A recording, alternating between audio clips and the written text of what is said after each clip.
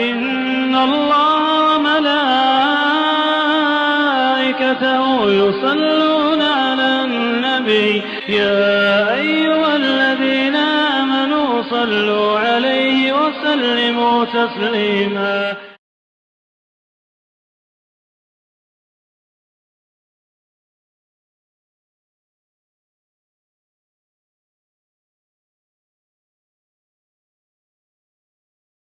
رب اشرح لي صدري ويسر لي أمري واحلل عقدة من لساني يفقهوا قولي.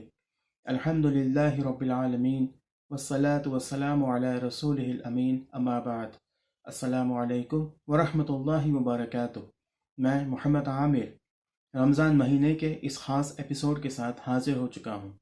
آج انشاءاللہ تعالی ہم لوگ ایک ایسی حدیث کے بارے میں پڑھیں گے جس میں اللہ رب العزت نے اپنے رسول علیہ الصلاۃ والسلام کے ذریعے سے ہم تک یہ بات پہنچائی ہے، ہم تک یہ میسج پہنچایا ہے کہ اللہ کی نظر میں نفل عبادت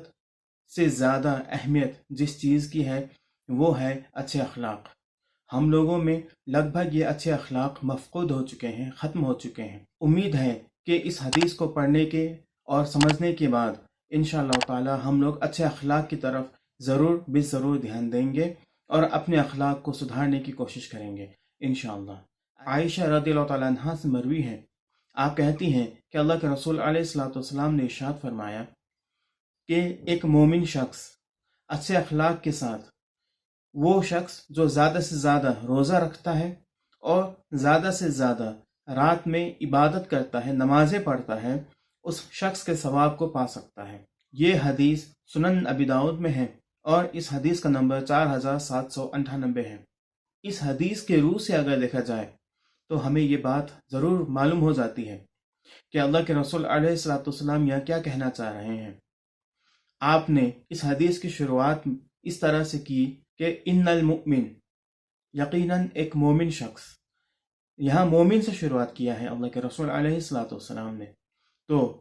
اس حدیث کے اندر جو باتیں بتائی گئی ہیں اور جو فضیلت اچھے اخلاق کی بتائی گئی ہے، اس فضیلت کو حاصل کرنے کے لیے سب سے پہلے ایک انسان کے لیے ضروری ہے کہ وہ ایک مومن ہو، اور مومن ہونے کے لیے یہ بھی ضروری ہے کہ ایک انسان اپنی زندگی میں اللہ نے جو فرائض قرار دیے ہیں ان فرائض کی ادائیگی کرے، ان فرائض کو اپنی زندگی میں ادا کرے، انہیں قضا نہ ہونے دے اور پابندی کے ساتھ ادا کرے. جب وہ فرائض کو پابندی کے ساتھ ادا کر چکے گا تب اس کا اگلا مرحلہ آتا ہے اس کی زندگی میں، جب وہ نفل نمازوں کی طرف، نفل روزوں کی طرف اور نفل عبادتوں کی طرف وہ لپکتا ہے اور زیادہ سے زیادہ اللہ کی خوشنودی اور اللہ کی قربت اور اللہ کی نزدیکی حاصل کرنا چاہتا ہے. مگر اس مرحلے میں اگر وہ شخص نفل عبادت میں مشغول ہو جاتا ہے اور اس کے اچھے اخلاق نہیں ہوتے ہیں تو پھر اس کے لیے وبال جان بن جائے گا، کیونکہ فرض عبادتوں کے بعد فوراً ہی جس چیز کی اہمیت ہے وہ ہے اچھے اخلاق. اللہ رب العزت نے رسول اللہ صلی اللہ علیہ وسلم کے بارے میں ارشاد فرمایا ہے انک علی خلق عظیم، یقیناً آپ بہت اعلیٰ درجے کے اخلاق پر فائز ہیں، یقیناً آپ کے اخلاق بہت زیادہ اچھے ہیں. تو اس بات کو کہنے کا مقصد یہ ہے کہ یہی رویہ ہمیں بھی اپنانا چاہیے، ہمیں بھی اپنی زندگی میں اچھے اخلاق کو اتارنا چاہیے، ہمیں بھی اچھے اخلاق پر عمل کرنا چاہیے. عبادت کے معاملے میں اللہ کے رسول علیہ الصلوۃ والسلام نے جو پابندیاں کی ہیں، جس انداز سے آپ صلی اللہ علیہ وسلم نے عبادتوں کو سر انجام دیا ہے، ہمیں بھی اسی انداز میں دینا چاہیے، کیونکہ اللہ کے رسول علیہ الصلوۃ والسلام ہمارے لیے نمونہ ہے. آپ صلی اللہ علیہ وسلم کی زندگی کا صرف عبادت کا حصہ ہمارے لیے نمونہ نہیں ہے، بلکہ آپ صلی اللہ علیہ وسلم کی پوری زندگی ہمارے لیے نمونہ ہے. آپ نے جس انداز سے اس دنیا میں زندگی گزاری ہے، آپ نے جس طریقے سے اخلاق کا پردرشن کیا ہے، جس طریقے سے لوگوں کے ساتھ معاملہ کیا ہے، ویوہار کیا ہے،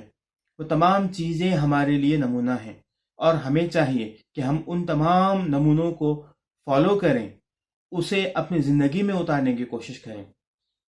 اور اللہ کے رسول علیہ الصلوۃ والسلام نے خود اس بات کی وضاحت کی ہے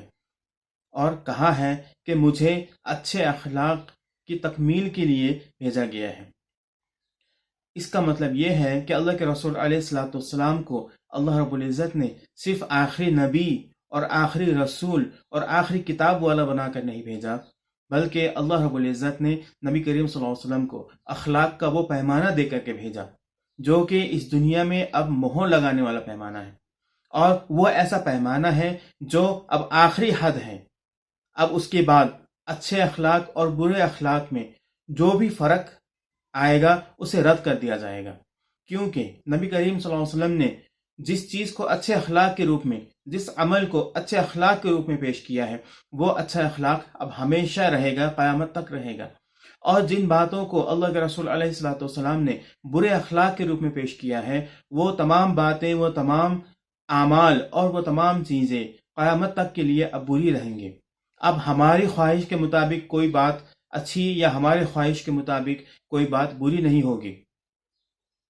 اور اگر کوئی اس طرح سمجھنے کے بھول کرتا ہے تو وہ یہ سمجھ لے کہ اس کے اس سوچ کو اسلام رد کرتا ہے اور اسلام کی نظر میں اس کی کوئی اہمیت نہیں ہے۔ اسی لیے اللہ رب العزت نے ہمیں جو پیمانہ دیا ہے اللہ کے رسول علیہ الصلوۃ والسلام کی زندگی کے ذریعے سے، ہمیں وہی پیمانہ اپنانا چاہیے۔ آپ نے جس طریقے سے یتیموں کے ساتھ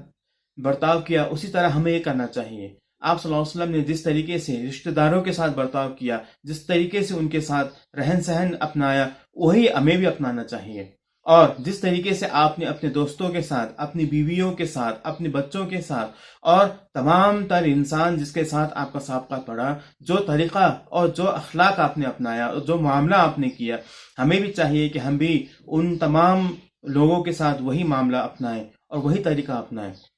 کیونکہ صرف عبادت کر لینا کافی نہیں ہے۔ دو چیزوں کی بہت بڑی اہمیت ہوتی ہے، ایک حقوق اللہ اور ایک حقوق العباد۔ اللہ رب العزت نے حقوق اللہ کو بھی اہمیت دیا ہے اور حقوق العباد کو بھی اہمیت دیا ہے۔ اگر ہمیں جنت میں اپنی جگہ ریزرو کرنی ہے اور وہاں سیٹ پکا کرنا ہے تو ہمیں چاہیے کہ ہم حقوق اللہ اور حقوق العباد دونوں کی ذمہ داریوں کو ادا کریں۔ دونوں چیزوں کے لیے جس چیز کی ضرورت ہے وہ یہ ہے کہ ہم سنسیئرلی، بالکل اخلاص کے ساتھ اللہ کے رسول علیہ الصلوۃ والسلام کے نمونے کو اپنائیں، اور جس طریقے سے آپ صلی اللہ علیہ وسلم نے عبادات کو کیا ہم بھی انہی طریقوں سے عبادات کو انجام دیں، اور جس طریقے سے آپ صلی اللہ علیہ وسلم نے اخلاق کو اہمیت دیا ہے اور نرمی اور جس انداز سے سچائی اور جس انداز سے آپ نے بردباری اور حلم کو